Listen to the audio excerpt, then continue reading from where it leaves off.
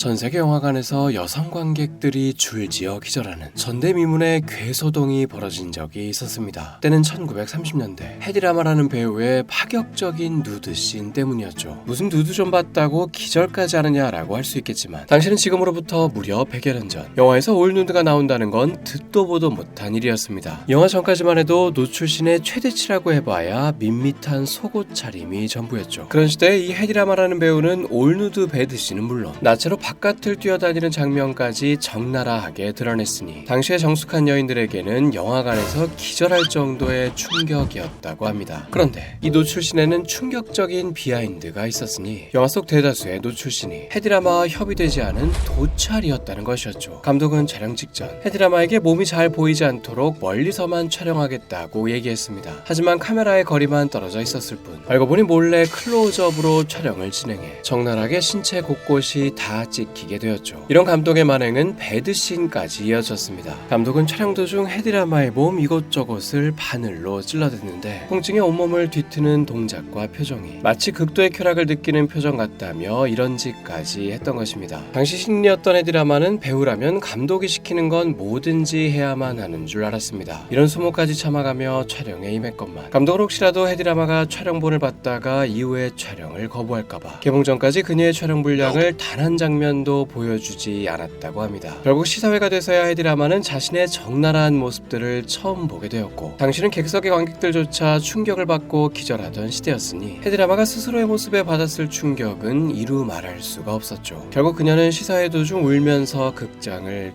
뛰쳐나갔다고 합니다. 배우를 속여서까지 이런 문제작을 찍어댔지만 결국 이 영화는 수위가 지나치게 파격적이라며 공개적 비난과 함께 미국에서 전면 상영 금지가 되었습니다. 그 여파로 영화계 내에서 헤디라마는 출세 좀 하겠다고 당시 절대 금기였던 올누드까지 찍은 배우라는 낙인이 찍히며 억울하게도 영화계에서 사실상 퇴출을 당하게 되죠. 할 줄 아는 것도 하고 싶은 것도 연기가 전부였던 헤디라마는 이후 작은 연극 무대들 정도를 전전하게 됩니다. 그러던 어느 날 그녀의 연극을 보러 온 한 남자가 헤디라마의 기품 있는 외모에 반해 적극적으로 구애를 펼치는 일이 벌어졌죠. 그런데 이 남자는 다름 아닌 당시 오스트리아의 3대 부자 중 한 명으로 꼽히는 어마어마한 재력가였습니다. 이 남자는 재력가답게 온갖 금은보화를 갖다 바치며 구애를 펼쳤고 나와 결혼하면 원하는 건 뭐든 해주겠다며 그야말로 하늘의 별이라도 따다줄 것 같이 굴었죠. 헤디라마로서는 이런 그의 적극성에 감동해 만난 지 불과 2달 만에 초스피드로 결혼을 하게 됩니다. 그런데 결혼과 동시에 남편의 태도는 180도 달라졌습니다. 사실 그는 헤디라마를 진심으로 사랑했던 게 아니라 자신의 사업에 필요한 미인 아내라는 동반자가 필요했을 뿐이었죠. 그는 헤디라마를 일종의 과시용 트로피처럼 취급하며 온갖 보석으로 화려하게 치장하게 하고 각종 호화로운 파티 때마다 그녀를 마치 초고급 장식품처럼 옆자리에만 있게 했습니다. 헤디라마로서는 결혼만 하면 뭐든지 해주겠다는 말을 믿고 배우로서 복귀하고 싶다는 부탁을 해보기도 했지만 남편은 어디 상류층의 사모님이 배우 같은 저급한 일을 하려 하냐며 단칼에 거절했죠. 오히려 역으로 헤디라마의 배우로서의 모든 흔적을 지우려 들었는데 그녀가 결혼 전 누드 영화를 찍은 적이 있다는 걸 알게 되자 수백만 달러를 풀어 그 영화의 시중에 풀린 모든 필름들을 닥치는 대로 회수하려고도 시도했습니다. 하지만 이미 암암리에 퍼질 대로 퍼져버린 영화였던지라 그 흔적을 영원히 지울 수는 없었죠. 남편의 만행은 이뿐만이 아니었습니다. 헤디라마의 방에 최고급 도청기를 설치하고 집 밖에 한 발짝이라도 나서는 순간 무조건 감시원을 붙이는 등 모든 걸 철저하게 통제했죠. 결국 참다 못한 헤디라마는 마치 첩보 영화의 한 장면처럼 탈출 작전을 감행합니다. 때는 어느 주말 저녁 남편과 화기애애한 분위기 속에 식사를 한 헤디라마는 남편에게 디저트라며 커피를 한 잔 대접했죠. 이 커피 속엔 수면제가 들어있었습니다. 남편은 어느 순간 깊은 잠에 빠져들었고 헤디라마는 부피는 적으면서도 값어치는 최고인 고급 보석들만 싸그리 챙겨서 감옥 같았던 저택을 탈출했습니다. 그리고는 배를 타고 머나먼 영국의 런던으로 향했죠. 이곳에서 그녀는 다시금 배우 복귀를 꿈꾸며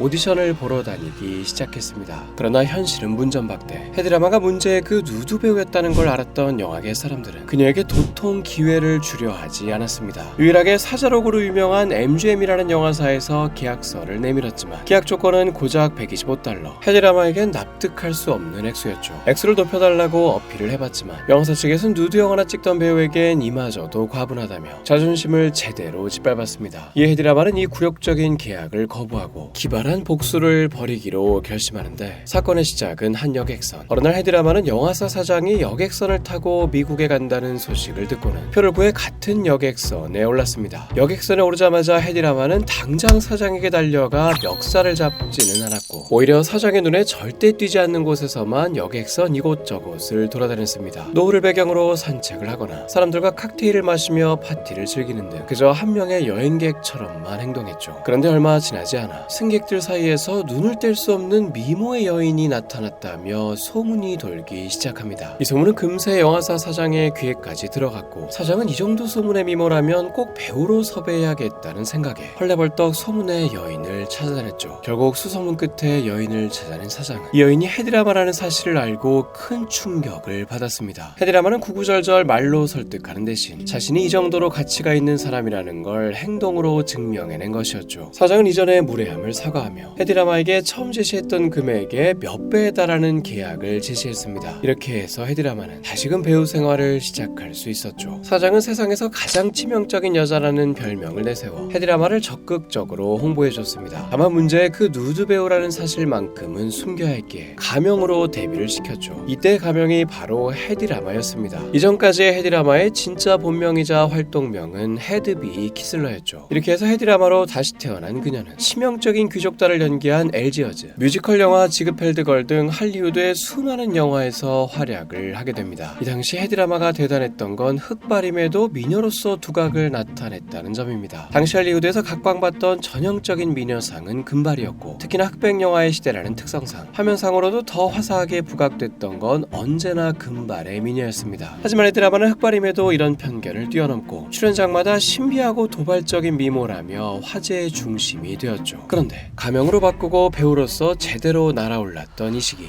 헤디라마에 대한 끔찍한 소문이 돌기 시작합니다. 바로 그녀가 역사상 최초 올루드로 화제가 됐던 엑스터시 속 그 문제의 배우라는 소문이었죠. 이 소문이 사실로 확인되는 건 그리 오래 걸리지 않았습니다. 결국 헤디라마는 또 한 번 과거로부터 발목이 잡히는 걸 느끼며 조만간 배우 생활이 파국을 맞이할 것임을 직감했죠. 그런데 여기서 대반전이 벌어집니다. 사람들은 대체 얼마나 섹시하길래 상영까지 금지된 거냐며 오히려 헤디라마를 더 본답시고 영화관에 구름같이 몰려들었죠. 이미 인지도가 오를 대로 오른 시점인지라 문제의 과거조차 이제는 최고의 노이즈 마케팅이 돼버린 것입니다. 이 헤디라마는 첫 부분에서 스파이마저 꼬셔버리는 판무파탈 요구, 이국적인 외모를 살려 아프리카 원주민까지 연기하는 등 다양한 캐릭터들을 소화하며 배우로서 최전성기를 맞이하게 됩니다. 그런데 바로 이 시기 헤디라마의 인생을 완전히 뒤바꿔버린 한 역사적인 사건이 터지게 됩니다. 그 시작은 헤디라마가 애지중지 아끼는 반려견이었죠. 당시 헤디라마는 촬영 스케줄이 많아 한밤중에만 강아지를 산책시킬 수 있었습니다. 그런데 문제는 어둡다 보니 잘 보이지 않는 개목줄에 발이 엉켜 자신이 넘어져 크게 다치거나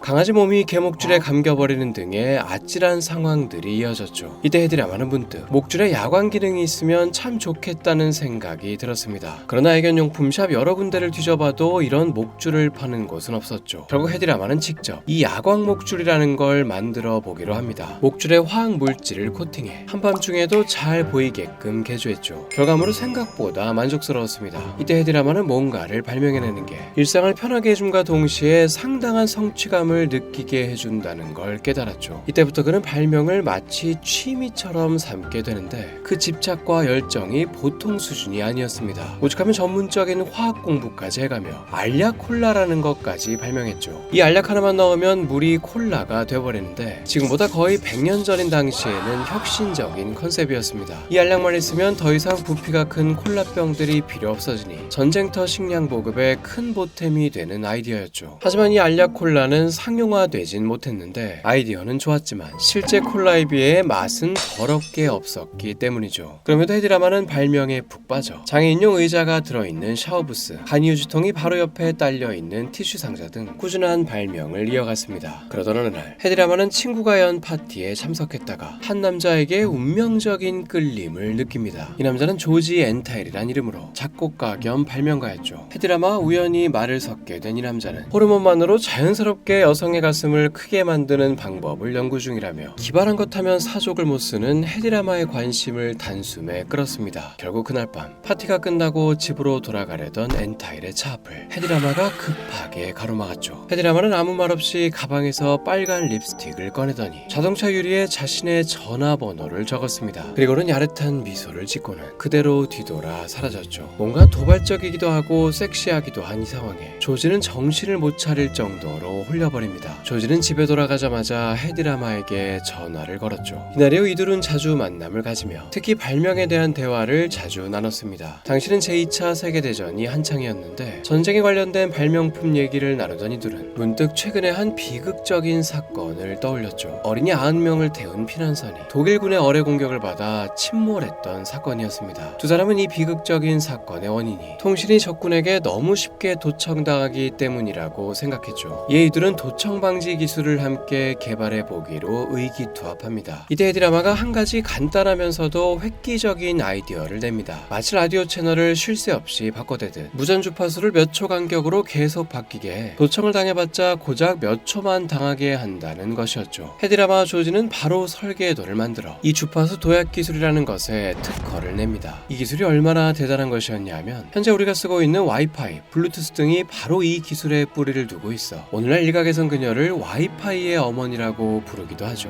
헤디라마는 이 발명으로 인해 각종 신문 기사의 일면을 장식하며 전쟁을 바꾼 기술자로서 이름을 떨치게 됩니다. 헤디라마는 이 기술을 들고 군대를 찾아가 군에 곧바로 도입할 것을 건의했습니다. 하지만 이에 대한 반응은 비웃음뿐이었죠. 군대 측은 배우가 뭘 얼마나 안다고 나서냐며 이럴 시간에 야한 옷이나 입고 군인들 사기나 높여주라며 조롱했습니다. 그런데 이런 무례한 말을 들은 헤디라마의 반응이 참으로 의외였죠. 이날 이후 그녀는 진짜로 야한 옷을 입고선 각종 화보를 찍어대 군대에 보급되게끔 했는데 머지않아 군인들 사이에서 건물대 안에 헤디라마의 사진을 놔두는 것이 유행처럼 번져나갔습니다. 단기간에 화보만 약 260만 부 이상이 팔려나갔으며 특히 군대 내에서의 인기는 관물대 정도에서 머무는 게 아니라 심지어 폭격기에 헤디라마의 그림이 그려지기까지 했죠. 게다가 직접 여러 부대에 방문하기까지 했는데 이때마다 당연히 군인들이 구름대처럼 몰려들었습니다. 사람들은 이런 헤디라마의 적극적인 군대와 관련된 행보를 보며 주파수 도약 기술을 도입하자는 의견이 진짜로 애국심에서 나온 행동이라고 확신하기 시작했죠. 진짜로 사람들의 이 추측이 맞았는지 헤디라마는 여기서 그치지 않고 국민들을 대상으로 전쟁 자금을 모금하는 일에도 앞장섰습니다. 파격적인 모금 공약을 내걸었는데 아파트 가격 이상의 고액 기부를 하는 사람에게 만나서 직접 키스까지 해주겠다며 모금에 참여해달라고 호소했죠. 그런데 이 공약의 여파는 생각보다 더 거대했습니다. 공약이 공표된 지 단 하루 만에 역대 최대 규모의 모금이 이뤄지는 대기록이 세워졌죠. 어쨌든 군대에 얽힌 활동으로 인해 헤디라마는 배우일만 하던 때에 비해서도 더 큰 인기를 끌게 되며 그야말로 인기의 최전성기를 누리게 됩니다. 그런데 전쟁이 끝남과 동시에 거짓말처럼 그녀의 인기는 한순간에 증발하고 마는데 그 이유는 생각보다 단순했습니다. 바로 40대에 접어들며 더 이상 미모가 예전 같지 않아진 것이죠. 사람들은 40대의 헤디라마보다 20대의 마릴린 먼로, 오드리 헵번, 그레이스 켈리 등에 더 열광했습니다. 게다가 하필이면 이 시기 촬영 기술의 발전이 헤디라마에게는 유독 악재로 작용했죠. 바로 컬러 영화의 보급이었습니다. 흑백 영화 시절 헤디라마의 검은 머리와 하얀 피부는 강한 흑백 대비를 주며 헤디라마의 얼굴을 마치 조각상처럼 보이게 했었죠. 이것이 금발 미녀들과 대조되는 헤디라마만의 무기였습니다. 하지만 컬러 영화가 보급되자 강한 흑백 대비가 없어진 헤디라마의 얼굴은 한순간에 밋밋하게 보였고 주름살 또한 더욱 선명히 느껴졌죠. 반면 헤디라마와는 반대로 컬러 영화 덕분에 전성기를 누린 배우가 있는데 바로 이 영상에서 다룬 진티언이라는 배우입니다. 궁금하신 분들은 한번 시청해 보시길 바랍니다. 어쨌든 한물간 배우로 전락한 헤디라마는 인기를 되찾기 위한 특단의 대책을 강구하게 되는데 그런데 정말 안타깝게도 헤디라마는 여기서 최악의 선택을 해버립니다. 바로 지나칠 정도의 성형 중독이었죠. 당시는 지금보다도 의술이 발전하지 않았던 시대, 그 결과는 참혹했습니다. 반복된 시술로 인해 피부는 얇아졌고 표정은 부자연스럽게 굳어갔죠. 더 이상 조각상 같았던 헤디라마의 얼굴은 어디에도 남아있지 않았습니다. 심지어 외모가 남자 같아졌다는 말까지 듣기 시작하며 자존감이 떨어질 대로 떨어져 버린 헤디라마는 대인기피증에 시달리며 은둔 생활을 시작하게 됩니다. 사람들의 시야에서 사라진 헤디라마는 생각보다도 훨씬 더 빠르게 대중들의 기억에서 잊혀졌습니다. 하지만 그 아무도 예상치 못한 시점에 사람들은 헤디라마의 의외의 모습을 목격하게 되죠. 헤디라마가 한 백화점에서 경비원에게 호되게 혼나고 있는 장면이었습니다. 알고 보니 헤디라마 헤디라마가 한 백화점의 매장에서 도둑질을 하다가 현장 적발된 것이었죠. 헤디라마의 가방 안에는 비키니, 슬리퍼, 머리띠를 포함해 각종 훔친 자파들이 들어있었는데 의외였던 건 이 훔친 물건들이 모두 상당히 저가의 제품들이었다는 점입니다. 사람들은 유명 배우였던 헤디라마가 왜 이 정도 값어치의 물건을 도둑질하냐며 의아했죠. 게다가 현장에서 적발된 헤디라마의 반응은 더욱 사람들을 의아하게 했습니다. 헤디라마는 즉시 지갑에서 거액의 수표를 꺼내며 내가 이렇게 돈이 많은데 설마 진짜 훔치려 들었겠냐고 당돌한 반응을 보였죠. 그저 정신이 없어서 계산하는 걸 깜빡했을 뿐이라고 호소했습니다. 하지만 헤디라마를 붙잡은 경비원은 정반대의 증언을 내놓았죠. 경비원은 이 모든 게 계획된 범죄라며 헤디라마가 지낼 때에 있던 슬리퍼를 아무도 안 볼 때를 노려 몰래 가방에 넣었으며 심지어 머리띠의 경우에는 한 번에 여러 개를 머리 위에 쓰더니만 스카프를 둘러 감쪽같이 가려서 안 보이게 하는 등 그 치밀한 수법이 한두 번 훔쳐봤던 솜씨가 아니라고 말했습니다. 결국 경비원과 헤디라마 측은 서로의 주장을 굽히지 않았고 이 사건으로 인해 헤디라마는 재판까지 받게 됐죠. 검찰 측은 병적 도벽이 의심된다며 헤디라마를 몰아붙였는데 헤디라마는 돌연 눈물까지 흘리며 자신의 처지에 대해 감정적으로 호소하기 시작했습니다. 성형부작용으로 인한 대인기피증이 얼마나 심한지 그리고 이로 인해 자신이 얼마나 초라한 삶을 살고 있는지 거의 대성통곡을 하다시피 하며 배심원들의 감정에 호소했죠. 결국 5시간의 긴 심의 끝에 배심원단은 무죄를 선언했습니다. 그런데 이 무죄 선언은 배심원 제도를 악용했다며 상당한 비판을 받았는데 재판이 다 끝난 후 배심원들이 헤디라마가 물건을 훔친 건 사실이지만 너무 불쌍해 보여서 차마 유죄 판결을 내릴 순 없었다고 말했기 때문입니다. 어쨌든 법적으로는 무죄 판결을 받긴 했지만 헤디라마는 이 사건으로 인해 세간의 비웃음거리가 되어버렸죠. 훔친 물건들의 총액이 $86였다는 이유로 86달러짜리 좀도둑이라는 별명으로 불렸고 심지어 한 영화에서는 헤디라마를 굴욕적으로 패러디하기도 했습니다. 이 영화는 다름 아닌 팝아트의 거장 앤디 워홀이 만든 헤디라는 이름의 영화였는데 영화 속 주인공은 헤디라마의 헤어스타일과 복장을 똑같이 하고 나와 백화점에서 반복적으로 물건을 훔치죠. 특이한 건 이 주인공 캐릭터가 남장 여자라는 점입니다. 영화 속 이 캐릭터는 끊임없이 성형수술을 받으며 점점 더 외모가 기괴해지게 되죠. 이렇듯 이 시절 헤디라마는 전국민적인 조롱거리로 전락했습니다. 하지만 헤디라마에게는 이런 조롱보다도 훨씬 더 큰 현실의 문제가 있었죠. 바로 돈이었습니다. 당시 헤디라마는 여러 영화에 투자를 한 상태였는데 투자한 영화들이 개봉하는 족족 망해버린 데다가 최근 소송에 대한 비용 지출로 인해 거의 파산 직전까지 몰려버렸죠. 그런데 이때 헤디라마에게 큰 돈을 벌게 해주겠다는 자들이 나타납니다. 이들은 거액의 돈을 보장할 테니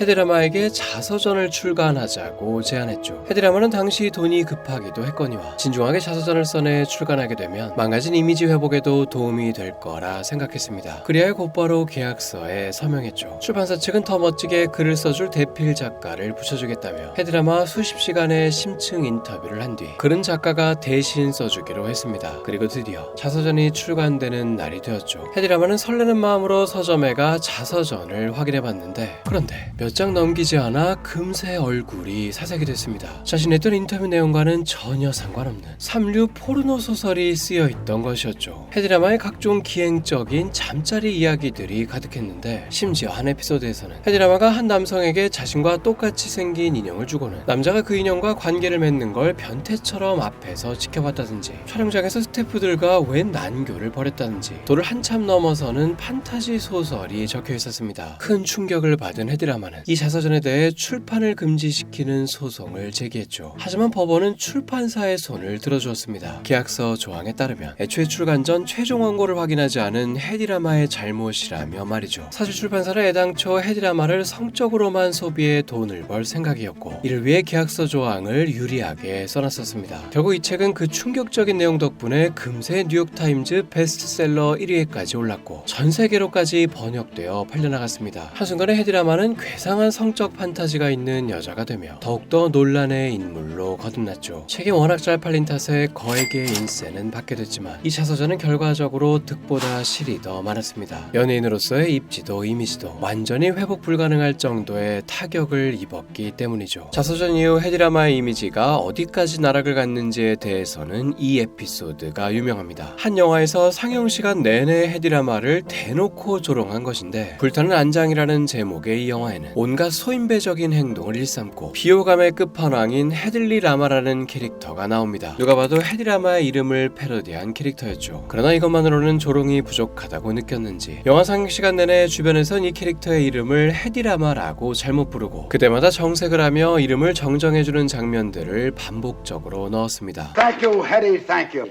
It's not Hetty, it's Headley. 이렇듯 이제는 헤디라마라는 이름만으로도 웃음거리가 돼버린 것이죠. 이런 상황에서 헤디라마는 어쩌면 당연하게도 더욱 세상을 향한 마음을 닫게 됩니다. 이제는 사람들의 시선에서 완전히 사라지겠다고 결심한 것은 물론 심지어는 자기 자신이 꼴보기 싫다며 스스로의 시야에서도 사라지기를 택했죠. 집안의 모든 거울을 천으로 덮어 스스로를 볼 수 없게 했고 커튼을 치고는 불도 켜지 않은 채 어둠 속에서 지냈습니다. 가족들조차도 직접 만남을 거부하고 전화로만 대화했죠. 당시 헤디라마에게는 총 6번의 이혼을 겪으며 3명의 자녀가 있었는데 자녀들이 명절을 맞아 손주들과 함께 오겠다고 해도 만나주지 않을 정도였습니다. 이 시절 헤디라마는 그저 TV만 하루 종일 보며 심슨 가족 애니메이션을 챙겨보는 게 유일한 낙이었다고 합니다. 이런 세월은 무려 80살까지 이어지며 어느덧 헤디라마는 모두에게 잊혀지게 되죠. 물론 스스로가 사람들에게 잊혀지기를 바랐었지만 한 시대를 풍미했던 배우의 노년으로서는 너무나도 쓸쓸했습니다. 그리고 그녀가 82살이던 어느 날 헤디라마는